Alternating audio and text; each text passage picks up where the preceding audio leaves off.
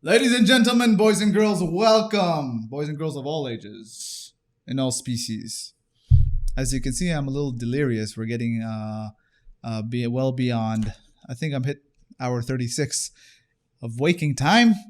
But we are continuing on in this tag-along discussion with Ammar AlShukry and your host, yours truly, Bilal Khan. Assalamu alaikum. Alaikum salam. Look at that. I think, nope, there's no sweat beads on Ammar yet. And and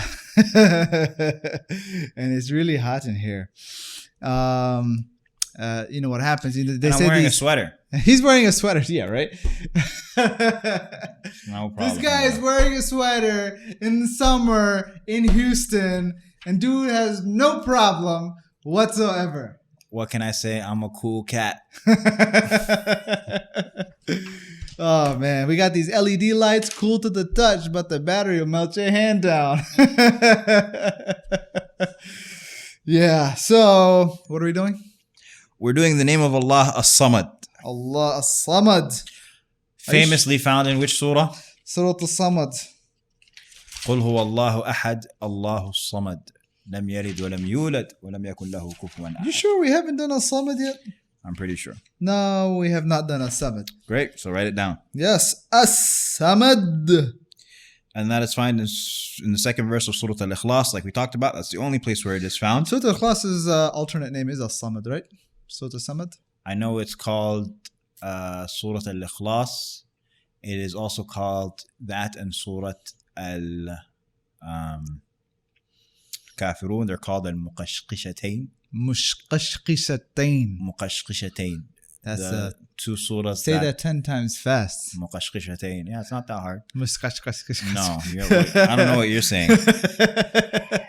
But they're the means to remove. Okay. Because those two surahs, they remove shirk from a person. Okay. You have both Al-Kafirun and Al-Ikhlas, they have a beautiful relationship. That's why the Prophet ﷺ recited them so frequently together. Yeah, it's a follow-up to, so Ikhlas is a follow-up to Kafirun. Yes, so you have this concept of negation and affirmation. Yeah.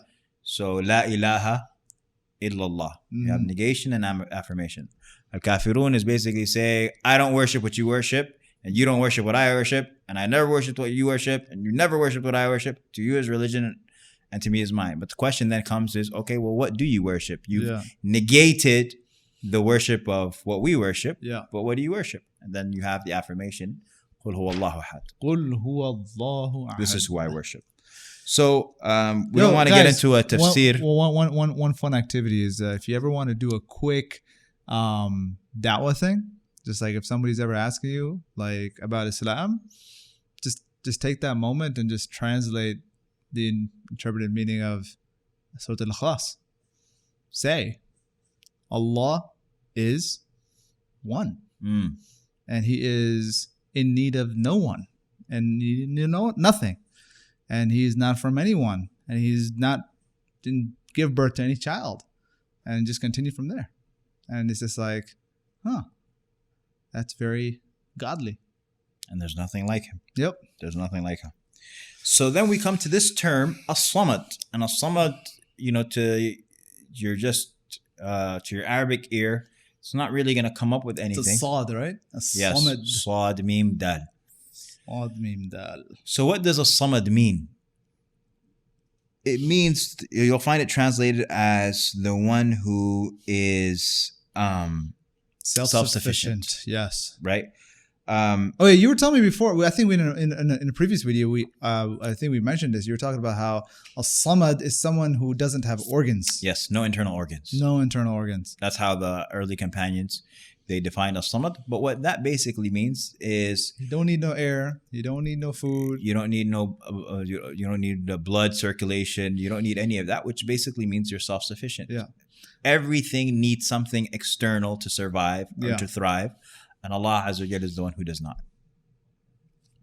So of the meanings of As-Samad, however, are other words as well, like Al-Rabb, Al-Malik, Al-Malik, Al-Mudabbir, the one who rules and owns. So he is Al-Mudabbir, the one who plans. Is that one of his names? Yes. Al-Mudabbir? No, it's not one of his names. Then? But it means plans. Okay. And no doubt Allah Azza wa Jalla plans. Also, of the meanings of AsSamad is the one who's perfect, because when you are no longer in need of, or if you are if you are not in need of anyone, that denotes your perfection. Denotes it. You mean it exemplifies it? Well, that's what it means, right? Yes. Okay.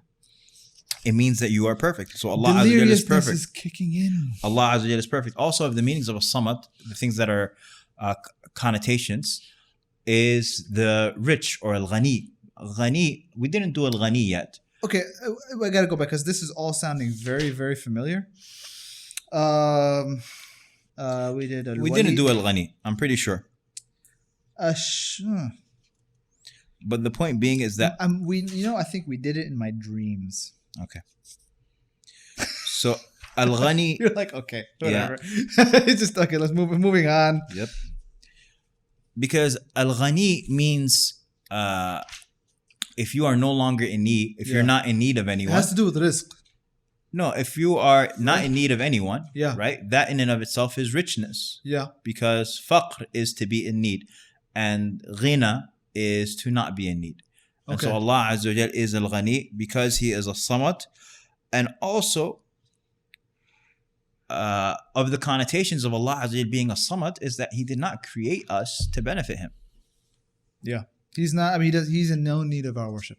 He's not in need of our worship or our company or anything. And that's why in the great hadith that we mentioned yesterday, the hadith of Abu Dharr, or in a previous session, that Allah Azza wa Jalla says, if the first of you and the last of you had the most righteous heart of the most righteous person on earth, that would not increase my kingdom in anything. And if the first of you and the last of you all had the most wretched evil heart of the most evil person on earth, that wouldn't take away from my kingdom anything. So Allah Azza wa Jalla is not increased or decreased by our worship or lack thereof. Oh, you know when we talked about this? We talked about this in Al-Hamd. Al-Hamid? Yes, Al-Hamid. Very good. That's why it's all sounding familiar. Beautiful. So we want to... Yes, because Ghani and AsSamad, we don't benefit from Allah. And He is praiseworthy and deserving of praise, irrespective we don't benefit Allah, we benefit from Allah. Yes. And so, so I guess the question now is, yes, I am repeating for those of you who might be watching. So what's unique about this between what we've covered in Al-Hamid? I don't remember all the details that we covered in Al-Hamid. So we talked about how Al-Hamid is one who's deserving of praise in all the values and all of his ways. You're famous. Okay. And Ghani is somebody, and why? Why is he deserving of that praise? Because he is Al-Ghani and because he is AsSamad. Right, Samad being someone who has no internal organ, no needs, and Al-Ghani is he's free of the need, and as a result, because he's Al-Hamid obviously has the connotation of praise. Yes, Samad does not have the connotation of praise. Samad has the connotation of life and existence. Life and existence. Okay. So Allah Azza wa Jal is AsSamad. He is the one who is, as is translated, self-sufficient. Gotcha. So it's talking about, it's more related to Him being Al-Hayy. Okay. Than it is to Him being Al-Hamid. So related to being Al-Hayy. I guess this is where do they share? Okay. They come in with regards to Al-Ghani, that Allah Azza wa Jal is the one who is not in need. And I guess there is a relationship with regards to Al-Hamid in the sense that Allah Azza wa Jal is Al-Samad and Allah Azza wa Jal is Al-Ghani and Allah Azza wa Jal is perfect. Yeah. And so He in is every way praiseworthy because of that. And He does not need our praise because He is Al-Samad and He is Al-Ghani. We do not increase Him. I think this is where like a title would come out of 99 names and Jesus ain't one. Because He's AsSamad. He is AsSamad. He definitely is.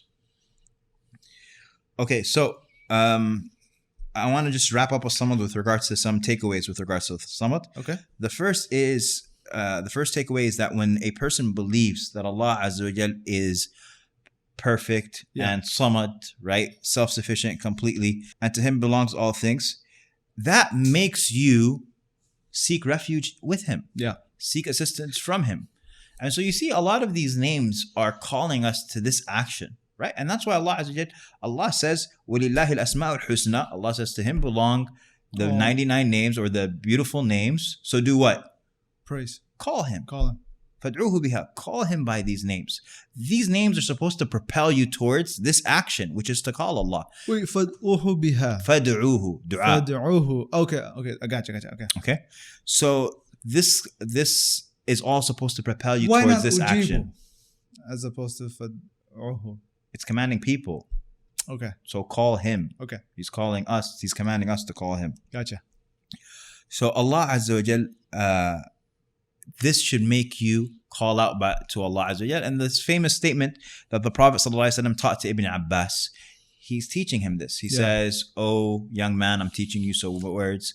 Protect the commandments of Allah." How young was Ibn Abbas? How young was he at that time? Yeah. Ibn Abbas, when the Prophet ﷺ died, he was somewhere in his early to maybe mid-teens. So he was one of the young Sahaba. For sure. So he was along the lines of Abdullah bin Zubayr and these guys. Abdullah ibn Zubayr ibn Abbas was older than him. Abdullah ibn Zubayr was the first muhajir to be born in He was Medina. a Mujahid. I guess his family was Muhajir. He was the first of the muhajirin to be born. Obviously, he didn't migrate, but he's from the family of the muhajirin. Right. So he was the first boy to be born in Medina. Yeah. And so 10 years in Medina, Prophet ﷺ passed away. He was probably around 10 years old, if not 9.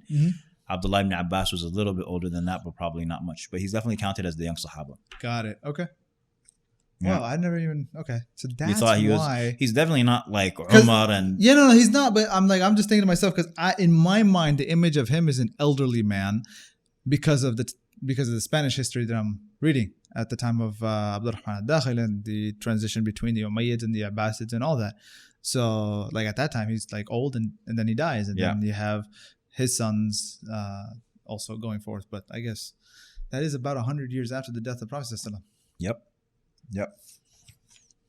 So you have that's number one, calling upon Allah Azza wa Jalla and feeling the need to access goodness from the one who is not in need of us, or in need of anyone. The second is to recognize that these names that we call upon, they're not just simply things that you simply state, but that you recognize that these names that we have, they indicate the difference between Allah Azza wa Jalla and us. You know that you reflect that you are a person who is in need every single day of your life, and people need you. People need you, and you need people, and I need people, and people need me, and that's the way that we go. Yeah. And sometimes, it's interesting you mentioned that because a lot of times we derive our own value based on who needs us. What do you mean? Sometimes people derive their own value based on who needs us. Of course. I mean, not even just career. I mean, our salaries, or the value of what we're paid is dependent on how much our value we bring. Yeah, value we bring, and the skill sets that we have. Are you expendable or are you not? Yeah, I mean, everybody's expendable, but to what degree? Yep. And just even in social life and in community and in families, are you needed and are you wanted? And I think that's a huge sense of just personal identity and personal self-worth. And yet Allah doesn't need any of that. Exactly. So you go from 7 billion people on this earth who all need each other, need each other to some extent, and then recognizing that, all of these needs, they all go horizontally, but they also go vertically. Yeah. And when they go vertically, they're all going towards one entity. They're going towards Allah Azza wa Jalla. Yeah. And the third, it's just amazing. Is it the sense of confidence and identity is just unmeasurable among Allah, within Allah, because He's AsSamad, and just here we are trying to get a sense of our own selves. Yeah. كل يوم هو في شأن. Allah says every day He is deciding an affair. Every day issues are coming up to Him, and Allah Azza wa Jalla is answering and responding and all of that.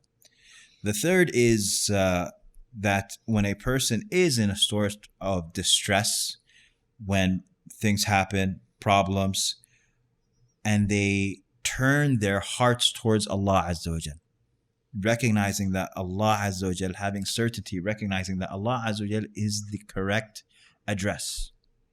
That is the correct door to knock on. Yeah. Right? The more a person actualizes these beliefs, the more they will find that they are speaking to people less and speaking to Allah more. Yeah, just wondered, we were mentioning before how often a certain name or attribute is mentioned. And AsSamad comes once. Okay. That was just my question. how many times as-Samad comes? Yeah, it comes once in Surah. Gotcha. If you want to be philosophical about it, it's like it's just one. You don't need him more. Yeah. You don't need more. Yeah. Yeah. Then you have actually no, those 3 points are what we wanted to share with regards to. So just a review. AsSamad. So names are not just to be stated, right? Just to have an understanding of where, like, yes, we might need each other across the planes of humanity, but we also need Allah. And right? that's part of reflecting on this. Like, it's not just when you live these names, it's like, man, I need like 3 people today. Or this person is calling me 10 times because they really need me. Yeah. And it makes you reflect on the one, subhanAllah, who is not in need of anyone. Yeah. And the one that we're all in need of. And that makes you reflect on his power and his ability and his life, his ever life. It's even things, it's like, as a human being, to think that you don't need anyone is even a sense of arrogance. Yeah, it's not a good quality. No. It's like, it's devoid of the idea of we're part of a community. Yep. And that's why there are some attributes that are not praiseworthy when it comes to human beings, and they are praiseworthy when it comes to Allah Azza wa Jalla. Yeah. AsSamad is one of them. Yep. And of them is kibr. Kibr. Yeah. Right. Is it only like a handful that would qualify it to be in that category? Or is it a lot?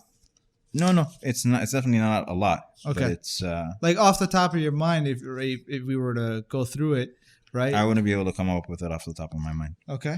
Like hikmah would be something you want to embody, right? Al-Hayy, right? Al-Hamid. Okay. Yep. Ash-Shakur, definitely good with people and human beings. Al-Wasi', probably not. No, you want someone who is generous, right? Okay. Someone who's resourceful. Al-Mujib, yeah. Yep. Al-Qayyum. Al-Qayyum is someone who maintains. Yes. Qawama. Like, you know, the famous scholar, his name is Ibn Al-Qayyim. Ibn Al-Qayyim. Oh, right. And that's because his father used to be like a custodian or a guardian of a particular place. Okay. Or a particular school, I believe. So they called him Ibn Qayyim al-Jawziyah. Okay. He's the son of the guardian or the custodian of al-Jawziyah. Nice. Okay. And Al-Qayyum is the one who maintains everything. Gotcha. You got Al-Qawi, strong, Al-Qareeb, near, Jamil, to beautify. Yeah, so you're right. It's a handful of things. Okay. That would be considered. As-Sami'. Yeah, you want somebody who can hear you. Al-Fattah, one who opens hearts. Al-Basir, all-seeing. You want to be able to, monitor things and whatnot. Self-control and restraint. To be one of rizq. To be a giver. Al-Wahhab. To be forgiving. To be creative. So, Al-Kabir, Al-Mutakabbir, and AsSamad, so far, are the names that are worthy of Allah only. Great. Alhamdulillah. But we can be Abdul Samad. And we can ask everybody, if you have other names that will fall into that category, feel free to comment on them below. Comment and tweet at us. Jazakumullah khair. Or social at us or whatever. Yep. All right. We end here. وصلى الله على سيدنا محمد وعلى آله وصحبه وسلم تسليما كثيرا.